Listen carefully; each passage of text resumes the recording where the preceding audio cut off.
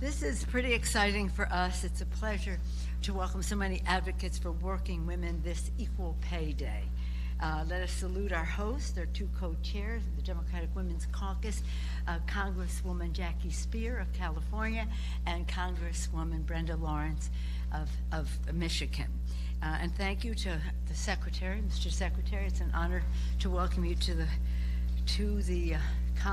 Capitol because you are such a devoted champion for working families. And Wendy Chun-Hoon, Director of the Labor Department's Women's Bureau. We'll hear from her. Sarah Jane Glynn, Senior Advisor of the Women's Bureau. These women, these leaders in the Labor Department are so focused on this important issue.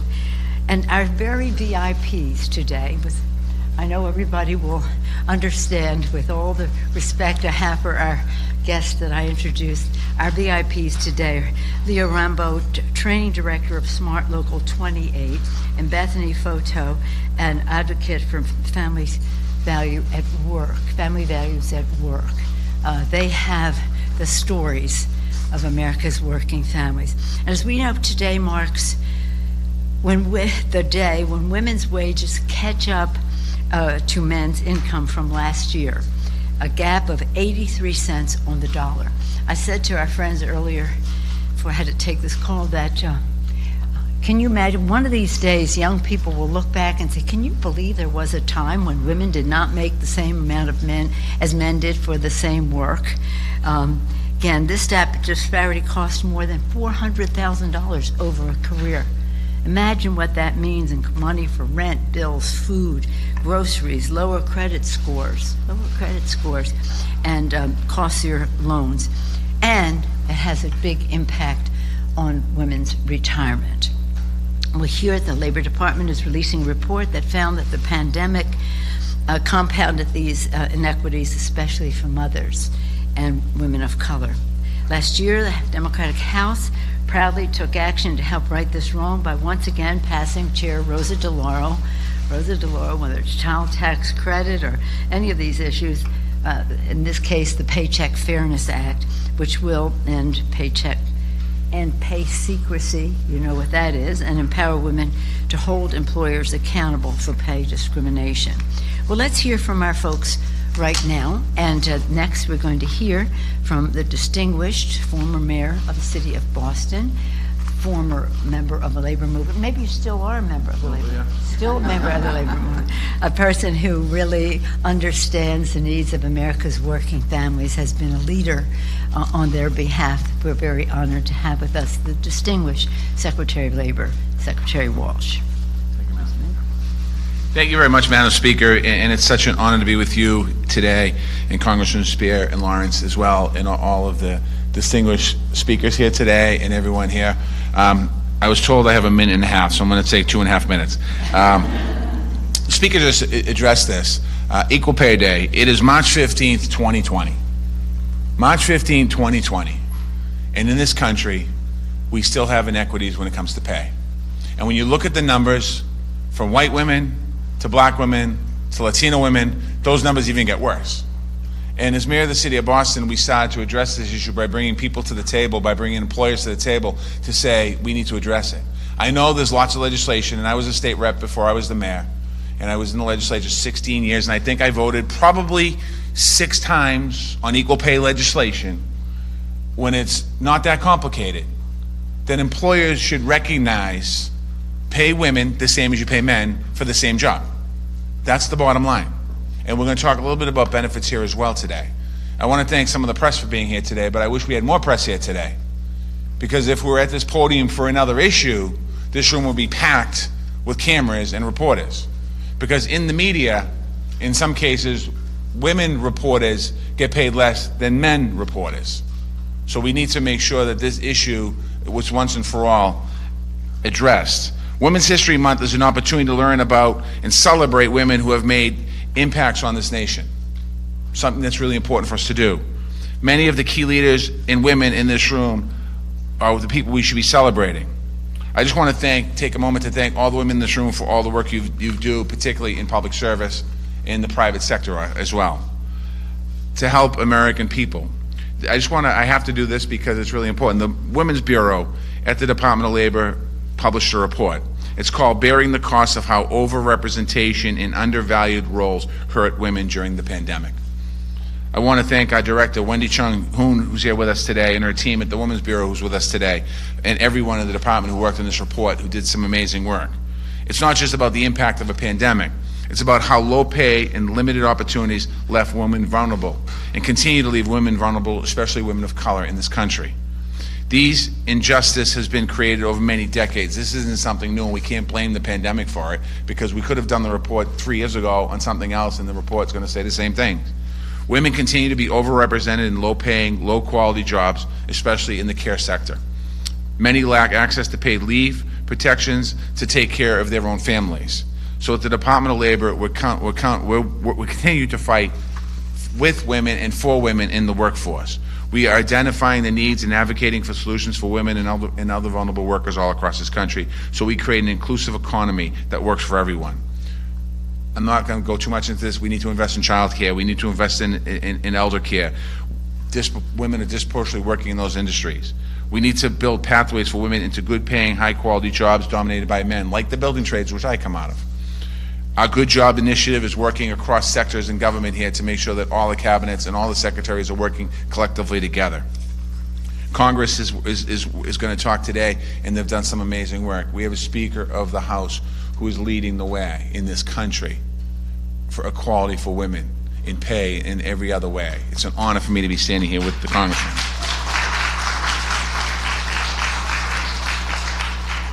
President Biden and Vice President Harris are pushing to remove barriers for caregiving and improving the well-being of many women working in the cares economy. I'm excited to be partnering with all of you here today. I want to thank you all for the work you do. I want to give a shout out to Boston. We have an office of everyone laughs when I do that because I do it every single time I speak. But we have a Women's Bureau in Boston too. Office of Women's Advancement. When I became the mayor of Boston, we had what was called the Women's Commission. And we thought to ourselves, well, it's great to have a women's commission, but we need to do more than that. So we started to look about taking commission turn into an office, and we created the Office of Women's Advancement, because that's what it was all about. I want to thank the work in all across this country. I want to thank all of you standing here. Paid leave for all, I completely agree with you. Thank you for wearing the buttons today. And it's an honor for me. I went too far over because the speaker staff's over here sweating right now, get Marty Walsh away from the microphone. So I'm gonna turn the floor over to the next speaker here, who's also been a champion, Democratic Women's Caucus Chair, Congressman Jackie Speier. Thank you. Thank you, Mr. Secretary. Thank you, Madam Speaker, for lifting women up around the country and around the world. To my co-chair, to all the women who are here, thrilled to be with you. They call this Equal Pay Day, but I like to call it Unequal Pay Day, because that's the message that we are conveying today. You've heard the statistics. The numbers are just dismal. And women are making 83 cents on the dollar. African American women are making 58 cents on the dollar, and Latina women are making 49 cents on the dollar. There was a bot that was created last week that I thought was really interesting. It's called the Gender Pay Gap Bot, and it came out of the UK. And what they found was that for all the lip service we give to equal pay, many other companies are falling woefully below the standards. For instance, in the UK, Goldman Sachs is paying women 36% less than men in those positions. Virgin Atlantic, 58 cents, or 58%, I should say, and Ryanair, 68% less than their male counterparts. We did pass the Paycheck Fairness Act with great, robust energy and support. It is now sitting in the Senate, where it has been filibustered. So I really think that more than anything, we have an obligation to right this wrong. And the best way to do it is through the Paycheck Fairness Act.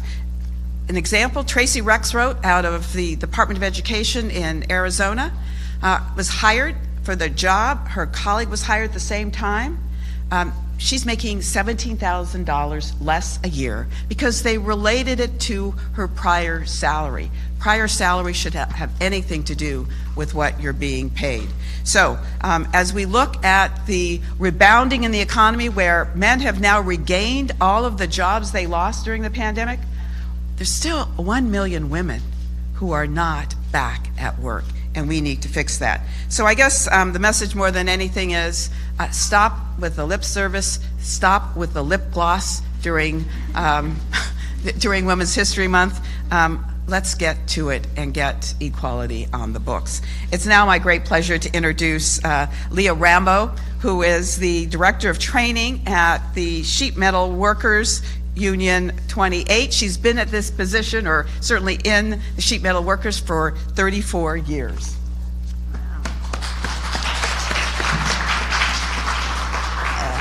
That number 34 already always gets me. I feel like I'm too young for that many years, but here I stand.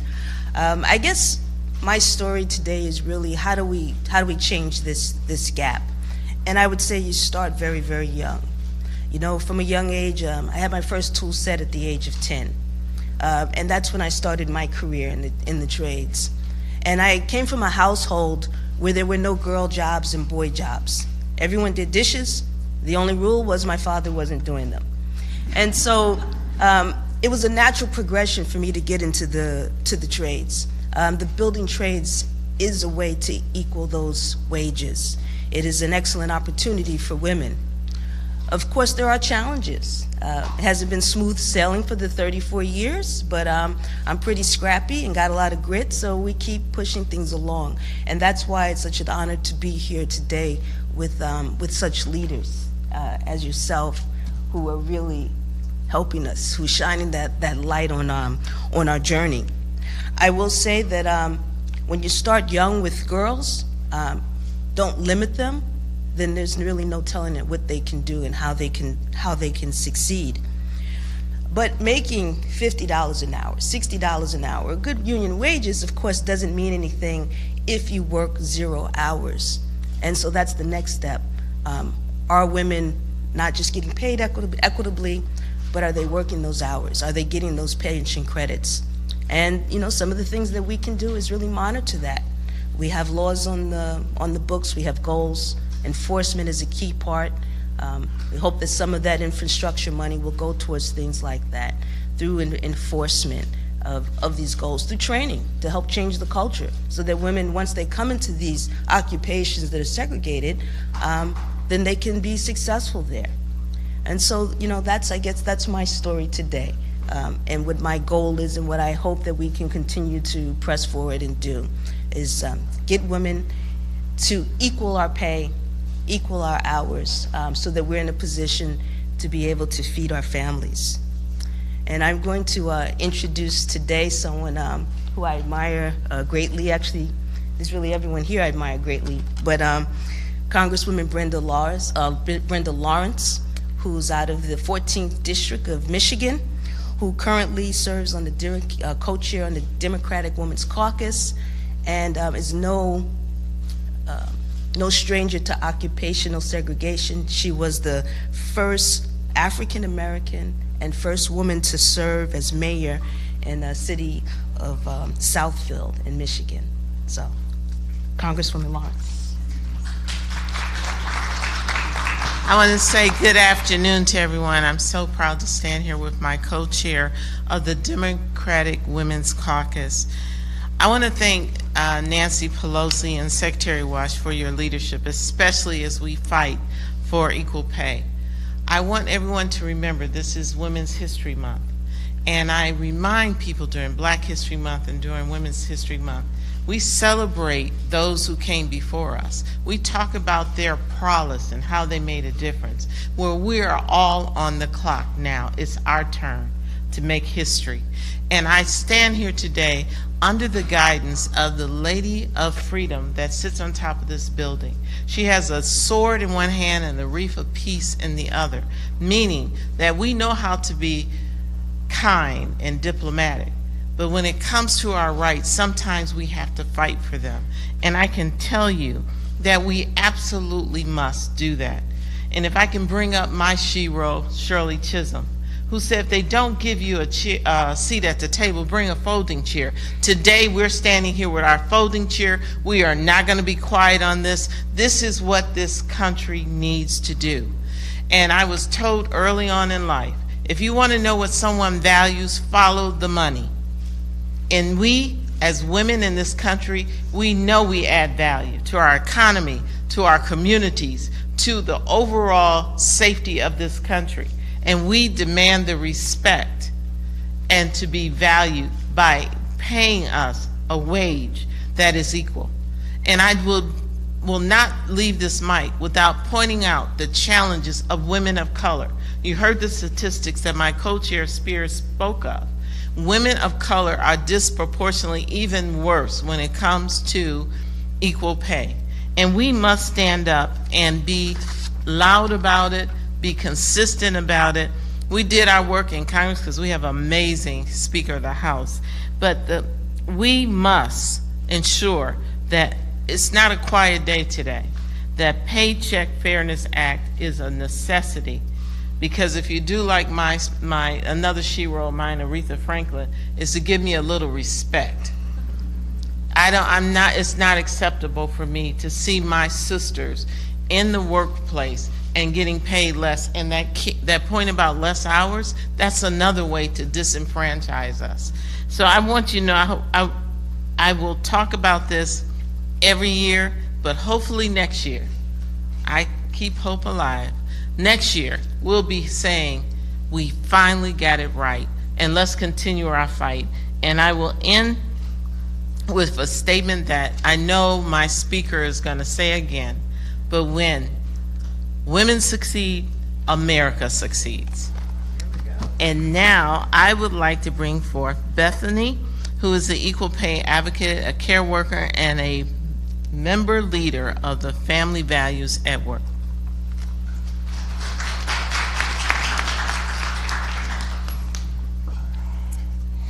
Thank you, and thank you to all the leaders here today. My name is Bethany Foto. I'm from Massachusetts, and I'm representing the Coalition for Social Justice as well as Family Values at Work. As we speak about Equal Pay Day, I ask myself why I've done the jobs that I have, and those jobs include being a college-educated and state-certified early education teacher, as well as a restaurant employee. Because being educated and certified does not pay the bills. Both are minimum wage, no benefit jobs. I also ask why women are penalized for being caregivers as well as providers, especially during COVID. I am a single mother. I had to work because I was an essential worker, but if one of my children were sick, I could not work, and I couldn't go back to work until there were negative tests, and I think it really brought to the forefront what an unfair position we are put in, especially as mothers, that we have to be everything to everyone, and it's impossible. I'm glad to see that you are issuing a report on the economic impact of COVID and occupational segregation of women. For those of us who could not perform our work from home during the pandemic, the difficulties of managing care and work and responsibilities were often brutal.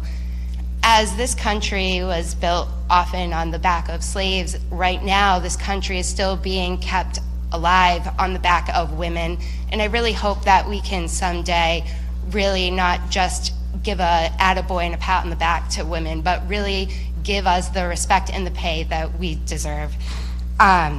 Now I would like to introduce a personal hero of mine. She is a 20th director of the Women's Bureau appointed by President Biden on February 1st, 2021, and a leader, a mentor, and aspirational, Wendy Chunhoon.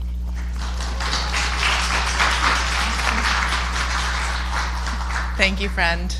I am really honored to be with this distinguished group and to mark the unfortunate occasion of Equal Pay Day with the introduction of our new report, which explains how and why women, and especially women of color, were most impacted during the pandemic, a reality owing to in no small part to the fact that women tend to be concentrated in a subset of female-dominated jobs, otherwise known as occupational segregation.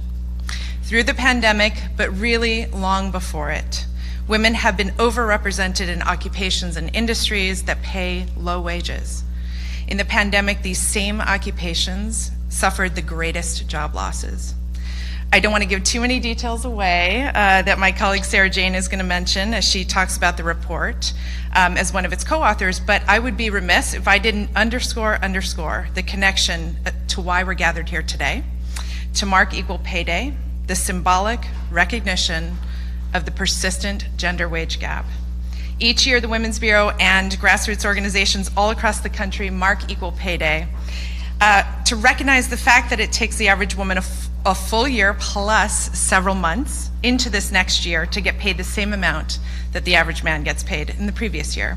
We raise awareness about the gender wage gap and the problem and its intransigence, and advocate for just and a common sense compensation policies and practices so that one day we will succeed in eradicating it.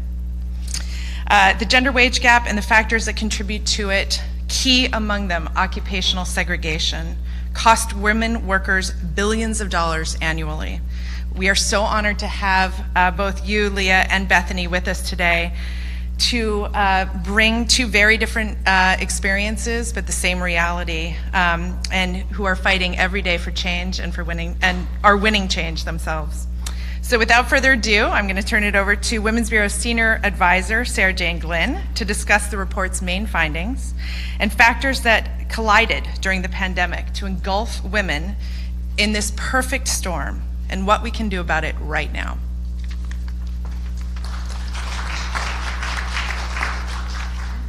Hey y'all. We know when it comes to the pandemic, the unemployment effects were hardest on women, and a lot of that was driven by the experiences of women of color. And this is largely because of the jobs that women hold, like Wendy mentioned. Women are most likely to work in female-dominated occupations, as nurses, as teachers, working as administrative assistants, in kitchens, in hotels. Women are 95% of all childcare workers and 2% of all electricians. So that's what we're talking about when we talk about occupational segregation. Women are overrepresented in some jobs and they're underrepresented in others. And this mattered during the pandemic because of the sectors where job losses were concentrated. But it matters all the time. And it's a problem not just because of economic shocks and potential vulnerability, but because it stymies personal potential. It limits innovation and it places artificial constraints on economic growth. So our problem isn't that women have some jobs and not others. Our problem is that the jobs women are concentrated in tend to be low quality jobs. They're more likely to offer low wages and they're less likely to offer benefits. Like Wendy mentioned, this devaluation of women's labor, and especially the devaluation of the labor of women of color, leads to the gender and racial wage gaps. In our report that's out today, we estimate even before the pandemic increased unemployment for women and women of color, Black women lost $39.3 billion in lower wages only because of occupational and industry segregation.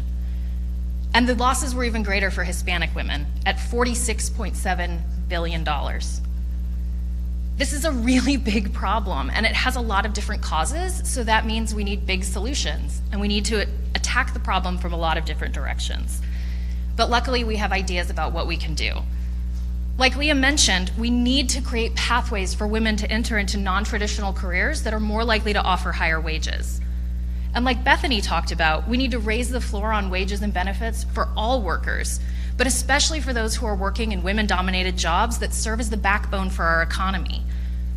I think we've seen during the pandemic what happens when the care sector is decimated. We can't let that continue to happen. And we also need to make sure that when we're thinking about the jobs of the future, the jobs that are being created right now, like those through the investments in the bipartisan infrastructure law, that we're baking gender and racial equity into them from the foundation up. We can do this, and the Department of Labor is very committed to making sure this happens. Thank you all so much for being here today, and it's my honor to turn it back over to our host, Speaker Nancy Pelosi.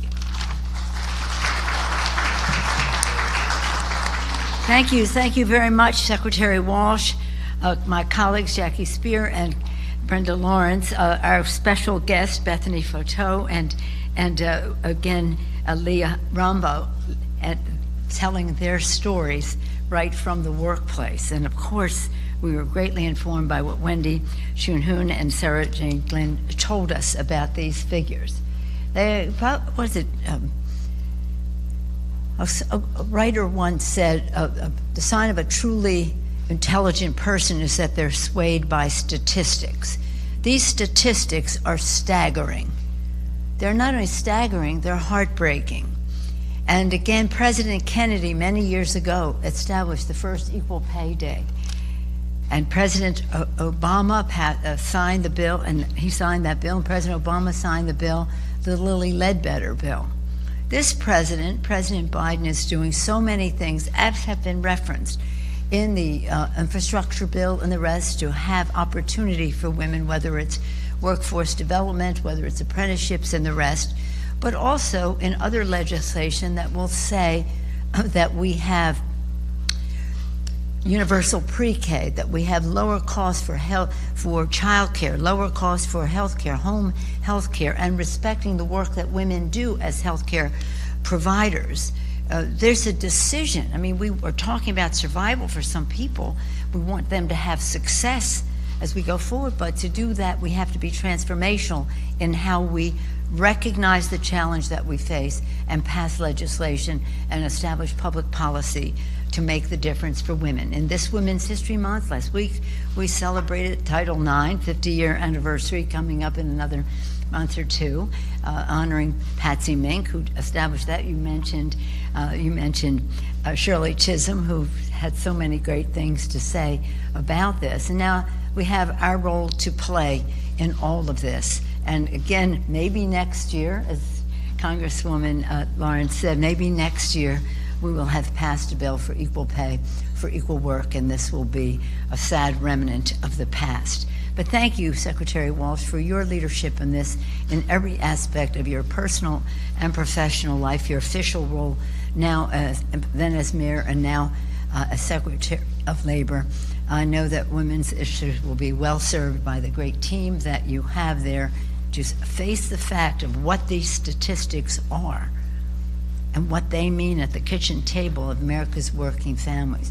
And understand, I mean, men have responsibilities at home too. We want them to benefit from childcare and the rest. But lowering the cost of childcare is one of the most important things that we can do to make sure that women can take their comfortable, rightful place in the workforce without worrying about the safety and security of their children. All of these things are connected.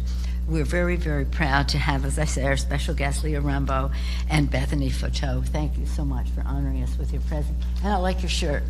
I like your shirt. Thank you all very much, and thank you, Mr. Secretary.